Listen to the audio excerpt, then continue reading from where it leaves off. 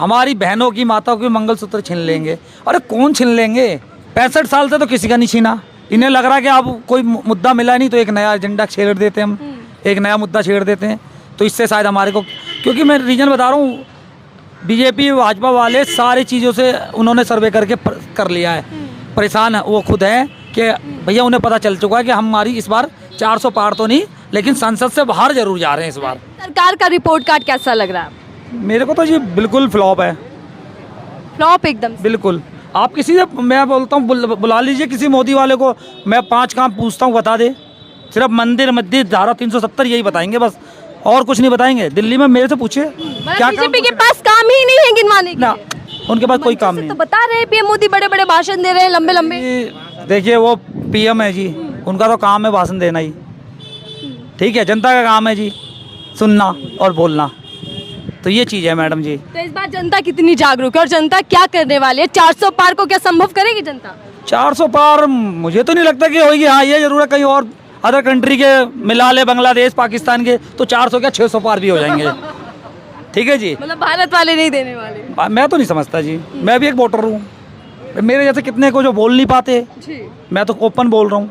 तो इस बार silent voter भी है। साइलेंट वोटर होते हैं, इसलिए कोई इंसानों को लगता है कि यार हम इसके खिलाफ बोलेंगे या इसे बोलेंगे तो ऐसा कुछ है। ऐसा कुछ नहीं है, ये हमारा लोकतंत्र है, हमारा अधिकार है बोलने का। कोई ओपन बोलता है तो कोई साइलेंट बोलता है। जब ईवीएम का मशीन दबाने जाता है ना, तो रातों रात माइंड में एक बंदे को नेगेटिव पे लेके चलता है ना, तो लास्ट में जाके उसी को पॉजिटिव पे ले लेते हैं। क्यों? सोचता कोई और ऑप्शन नहीं है, कोई और विकल्प नहीं है। तो ये चीज़ है जी, ये लोकतंत्र है। विकल्प की बहुत ज्यादा मैं चर्चा सुनती हूँ कि विकल्प नहीं अच्छा है, और इस बार इंडिया अलायंस एक साथ है। जी जी, दम है, कुछ मजबूत दिख रहा है। हाँ बिल्कुल, ऑफ कोर्स। दिल्ली के अंदर तो मैं कह सकता हूँ, दिल्ली के अंदर तो कह सकता हूँ मैडम, क्योंकि इंडिया अलायंस जो कांग्रेस और आम आदमी पार्टी गठबंधन करके जो लड़ रही है, ये एक जरूरी भी था बहुत। दिल्ली की बात करें, दिल्ली के अंदर देखिए लंबे समय से बीजेपी काबिज है, सातों की सातों सीटें बीजेपी के खाते में। इस बार कुछ खेल बिगड़ेगा सीएम केजरीवाल अगर जेल के अंदर है? हाँ, जेल से केजरीवाल जी को बहुत बेनिफिट मिल रहा है। पब्लिक आप थोड़ा सा इधर आ जाएगा, पब्लिक उससे उस पे है, मतलब सहानुभूति माहौल बन पाए। जी जी जी जी, जेल का जवाब वोट से। अरे ये नारा क्या जनता तक पहुंचा हुआ है कि जेल का जवाब वोट से? दूसरी तरफ राहुल गांधी न्याय की बात करें, 5 न्याय 25 गारंटियां, उधर पीएम मोदी 400 प्लस की बात कर रहे हैं। किसका नारा कहां तक जनता तक पहुंच पा रहा है? देखिए मैं कहता हूँ, एक तो यही हमारा चल रहा है दिल्ली के अंदर, तो जेल का जवाब वोट से। क्योंकि रीजन बता रहा हूँ, बीजेपी के पास मैडम जी कुछ नहीं रहा है, सिर्फ एक एजेंडा है उनके पास, बस, और कुछ नहीं है। वो एजेंडा हर किसी को पता है, बच्चे को भी पता है कि हम कहाँ पर हो। अभी एक नया उन्होंने स्टेटमेंट दिया प्रधानमंत्री जी ने।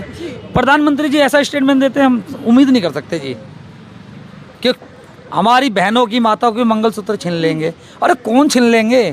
कांग्रेस वाले आरोप लग रहे हैं संपत्ति सारी छीन लेगी, सारे मंगलसूत्र पर निगाहें। उसका जवाब दे रहा हूँ। यहाँ तक कि मुसलमानों को लेकर जो बयान दिया उस पर आपकी क्या राय है? उसके बाद बता दो। देखिए ये तो गलत है, किसी भी कास्ट को मान लीजिए हम ही हैं, हम हिंदू को बोले, सिख को बोले, क्रिश्चियन को बोले, गलत तो गलत है।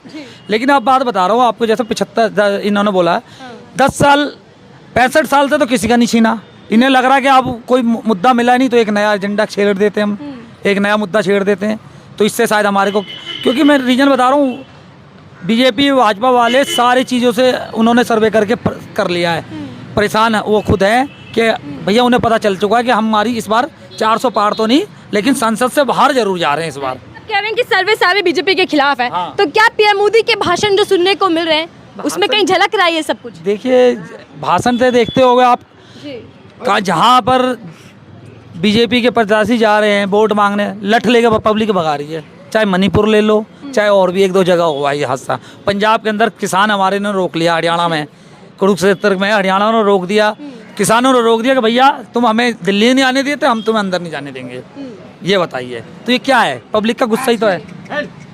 हेलो, हाँ जी, क्यों पहले खाना कहते थे ना, दाल रोटी खाओ प्रभु के गुण गाओ। आज तो दाल भी इतनी महंगी है, मैं कहता हूँ शायद ही खरीद ले, सोचता है इंसान, समझे, सोचता है तो दाल रोटी क्या खाएगा इंसान।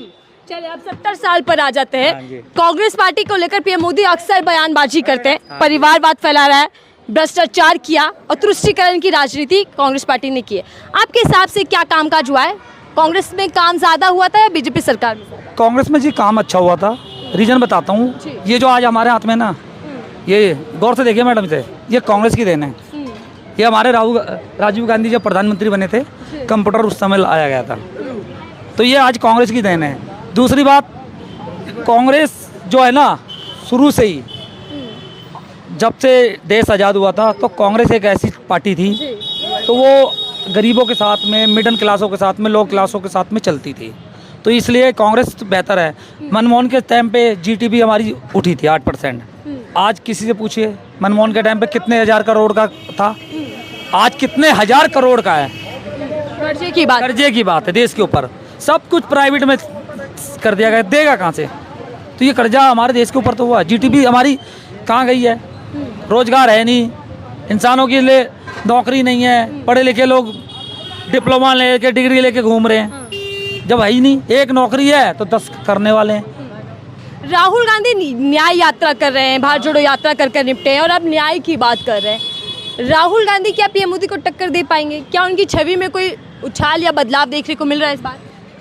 राहुल गांधी जी जो है, थोड़ा सा मुझे लगता है कि थोड़ा फ्रंट फुट पे है। उसका रीज़न बताता हूँ। उसकी जगह प्रियंका गांधी ओपन होती ना, तो शायद उसको और बेनिफिट मिलता। इसलिए क्यों, प्रियंका के अंदर एक है ना, उसके अंदर वो एक उसकी इंदिरा गांधी की झलक है प्रियंका गांधी के अंदर, तो इस चीज़ को मैं कहता हूँ कि थोड़ा सा वो चीज़ों में आती। तो मुझे बड़े जानकार व्यक्ति लग रहे हैं, आपको नॉलेज हर चीज़ की।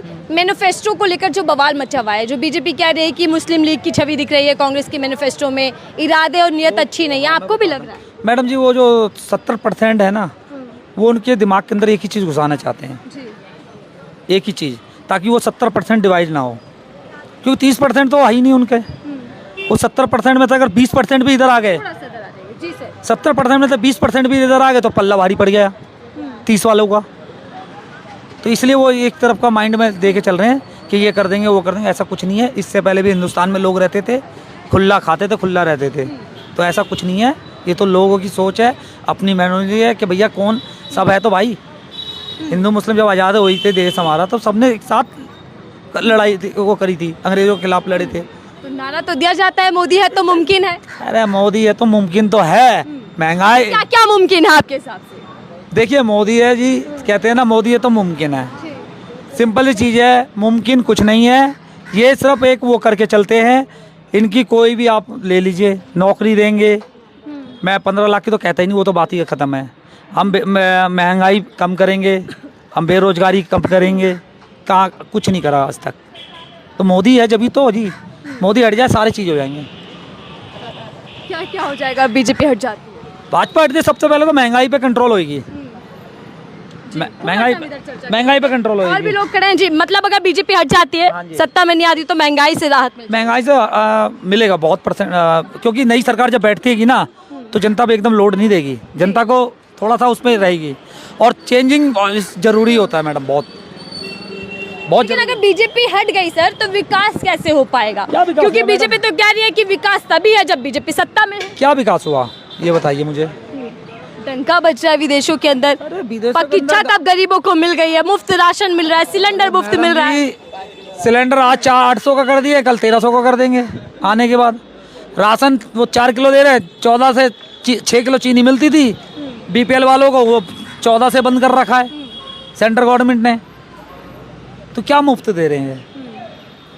जो मुफ्त देने वाला उसे तो उठा के बंद कर दिया जी। शिक्षा मुफ्त देना अच्छी बात है, हेल्थ मुफ्त देना अच्छी बात है, अदर जो भी काम है वो देना अच्छी बात है, तो उसे तो उठा के बंद कर रहे हैं बिना सबूत के, बिना उसके। किसी व्यक्ति के बयान पे जो व्यक्ति 8 बार बयान देता है, शरद रेड्डी जी, और 9वें बयान में उसको केजरीवाल जी के खिलाफ होता है, ठीक है। तो ये चीज़ है मैडम जी।